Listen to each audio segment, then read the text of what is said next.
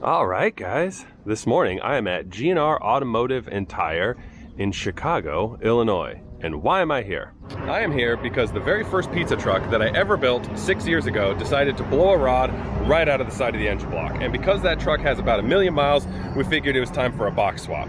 Now, it doesn't really make sense to have to transport a broken truck 1,794 miles to my shop in Spokane.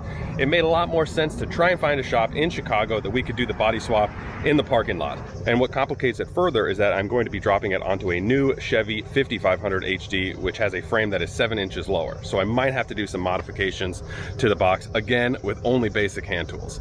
So let's get started. Now, it would have been really nice to be able to do it inside one of these beautiful bays. However, none of them are tall enough, so we will be doing it over here in the parking lot.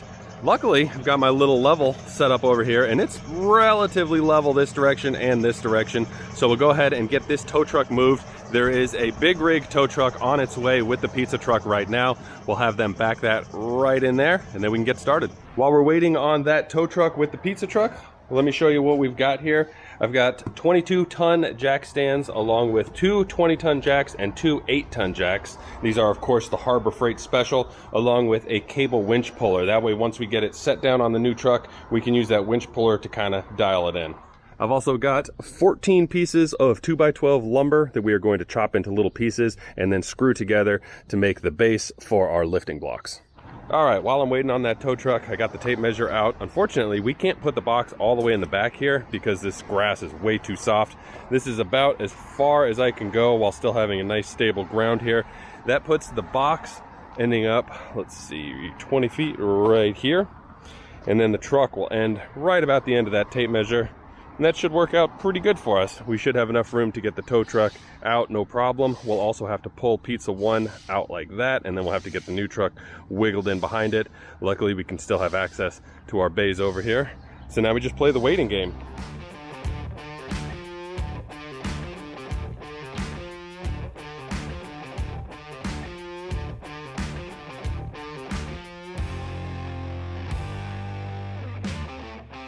All right, so here's my mobile tool setup. I've got these bags from when I was traveling around in an RV. They're perfect for organizing all the little stuff.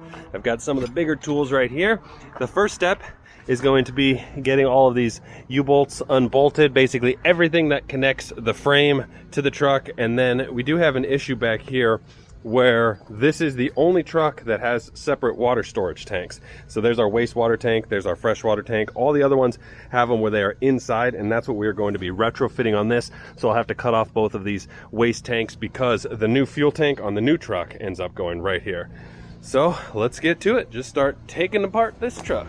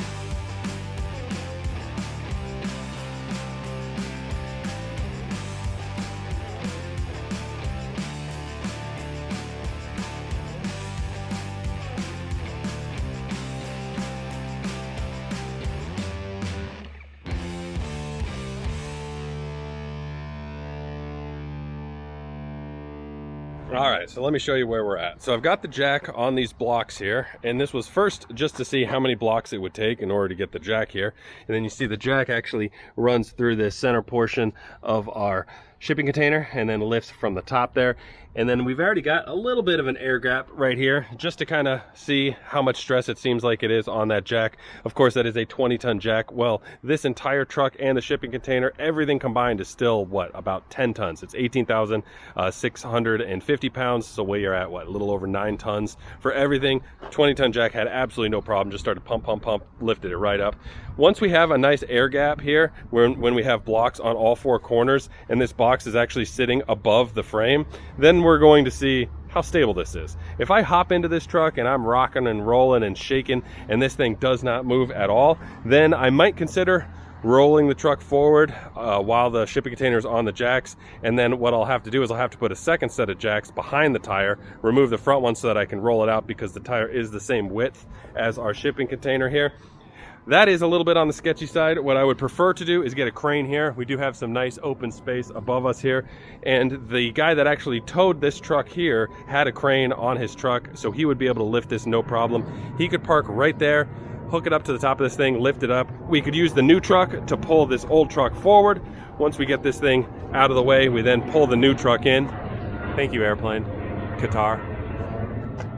And then we can get the new truck underneath here and then get it lowered down. The beauty in that is that I don't need to stop when the tire rolls forward on that first jack and then put a second jack here. On top of that, I can just lift it up nice and high to make sure that we're clearing absolutely everything. And then when the new truck comes in, I don't have to be exact. I can get the tires more or less in this range, put the parking brake on, hop out of the truck, and then I can tell the crane operator where exactly we have to be to get this thing situated on the frame before we let it go.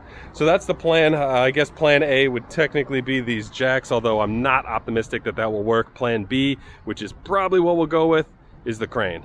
So let's get the rest of these pieces of wood cut by Mr. Rick Sr. over there, and then we'll get this thing lifted up just that little bit and we'll see how stable it is.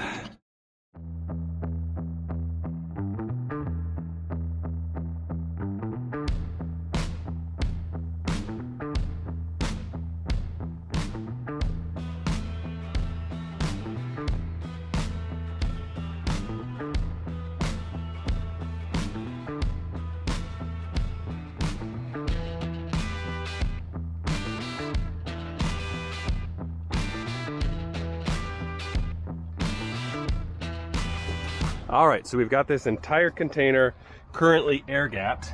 You see there's a little space right there on each of these spars all the way across. So it is sitting just on these 4 jacks, and it is actually a lot more stable than I expected.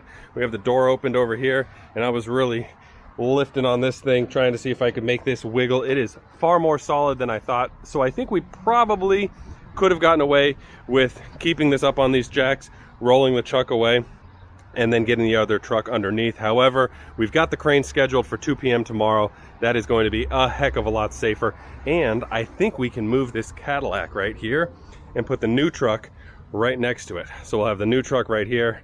We'll have this truck right here. We'll be able to park the crane out in front, and then they can simply lift this box up. It'll be like so. Doop, doop, doop. Move it over here. Doop, doop, doop, and then drop it down. Boop, bump. And then we'll be good to go. So, fast forward to tomorrow. All right, it is the next morning, and I'm getting this frame ready for the transfer, and I have to put some wood down. And now there's a few different types of wood that I've seen guys use when they do the transition between the box and the frame. I'm going pretty simple. We're just using some regular 2x4s. These are 10 feet long, and then I'm treating them with used motor oil. What that does is it seals up the wood so that none of the moisture can get in. That's the same thing I did on this box, and it ended up lasting 6 years, no problem. The wood still looks fantastic. So we'll go ahead and get these things all coated up, and we'll be good to go. All right, we are all ready on my end to get this thing moved over. I'm just waiting on the crane. Here's the plan. We've got our long-term wood right here. That is what the shipping container is going to sit on permanently. But then we also have these 2x12s on top. And then in the front, I've got a 2x4 here clamped.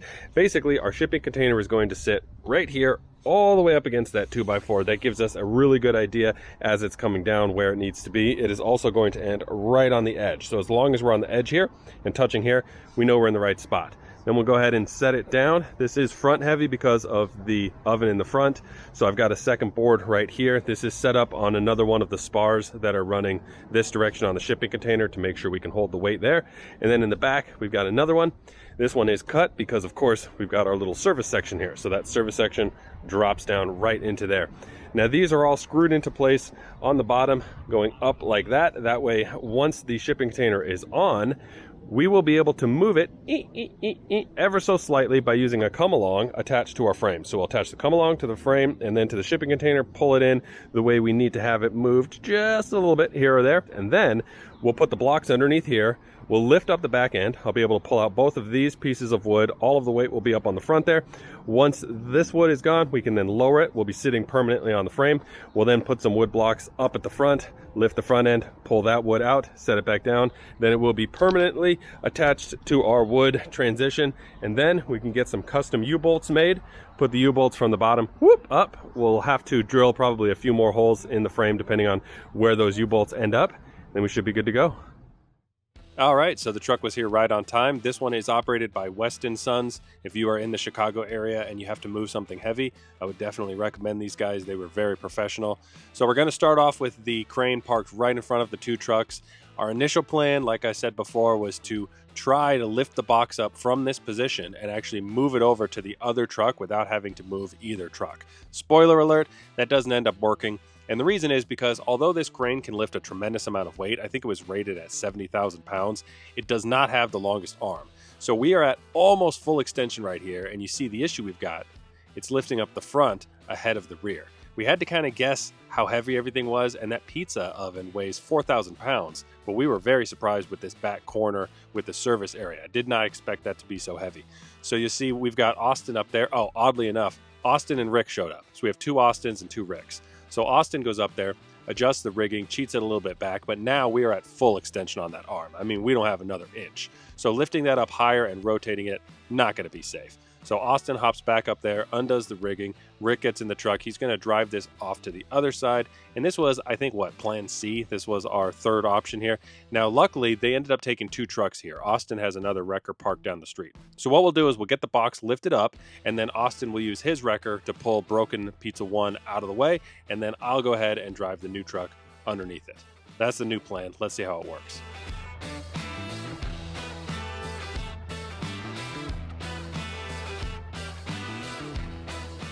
All right, so far so good. Now this always surprises me how easy it is to actually manipulate things that are super heavy as long as they're dangling. So you see two Austins on one side, two Ricks on the other, and we're able to move this thing just a little bit here and there that we need to try to get it. I think we ended up being about a half an inch off, and I'll fix the rest of that with the come along later.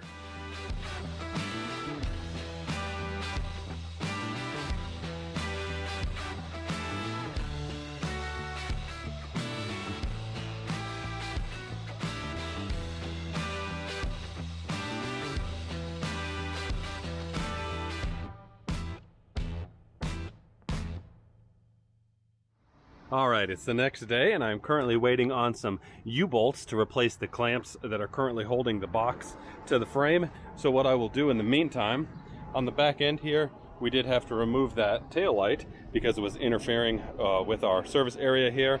But if you'll notice, this little bracket here, it curves inward, putting the tail lights back that little bit. I bet you I can pull the one off this side, pull the one off of that, swap them so that it curves out, and then reinstall them. So let's see if that works. That'll make my life a lot easier. I won't need to make any custom brackets. We'll be good to go. Now, luckily, everything worked out perfectly flipping these lights around, which is great because I did not want to have to build custom brackets. The next step is to get this truck up to its factory ride height. You see these are the airbags for the rear. When we put the box on it, obviously it's squished down. I turn the truck on and it rises right back up to where it's going to drive around. I then go to the rear section here where I cut off just this corner. I'm trying to cut as little as possible, and I thought maybe if I cut just the corner, that would be the part that is going to be most likely to kind of scrape the ground as you're going in and out of parking lots. I took a few more measurements. That was not cutting it. I did have to cut the entire bottom section of this C channel here. Now, this is not necessarily structural to this box. The entire subsection here is all framed in with heavy duty steel. The C channel was just hanging down there more for looks, so not a big deal to cut that off. Next step here, I'm cutting the rear bumper. I think I ended up having to take about 5 inches off of this. This is the Mansfield bar that just bolts onto the frame in the back, and I wanted to have this lined up at the exact same height as our service door. That way, if the rear end does make contact with the ground, at least it makes it evenly to help, prevent it kind of tipping one way or the other. Oh, I had to use this old Lincoln 110 welder, and that's actually the first welder that I got, oh my God, like 20 years ago. Oh, I'm so glad I don't use that anymore. It was so rough.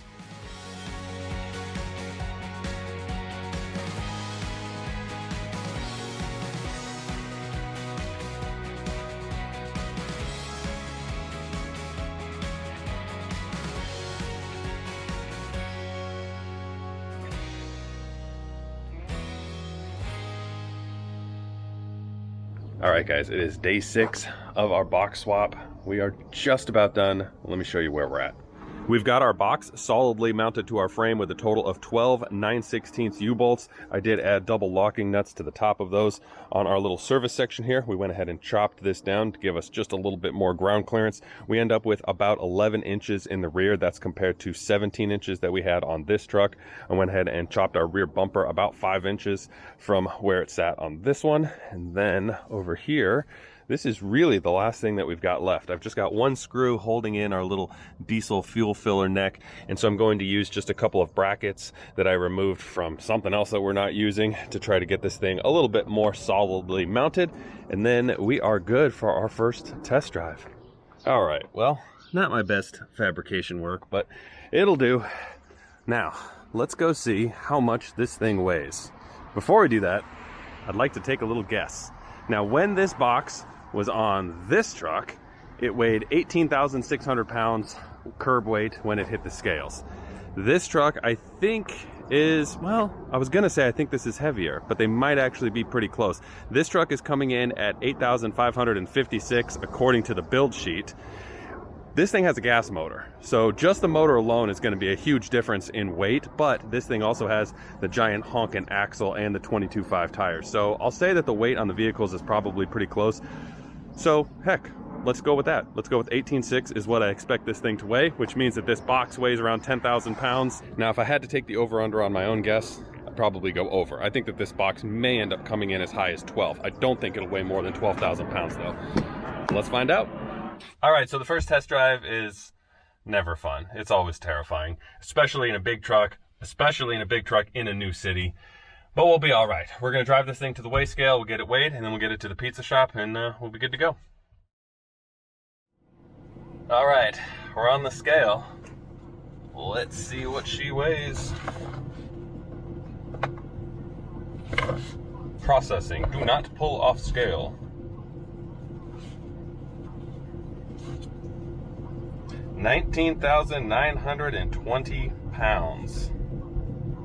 Our steer axle is 7,220. Drive axle is 12,700. Woo-wee! And our gross is 19,920. Well, 700 pounds under in the front, 2,300 pounds under in the rear. That is fan-freaking-tastic.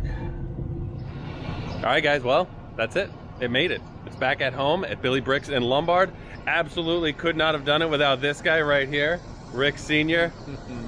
Did we have fun? Yep. It was fun. It was a lot of work, but it was fun. So that's it. Go eat at Billy Bricks if you're in the Chicago area. Rent that truck if you need it for anything. Take care. Thanks for watching, everybody. Bye-bye.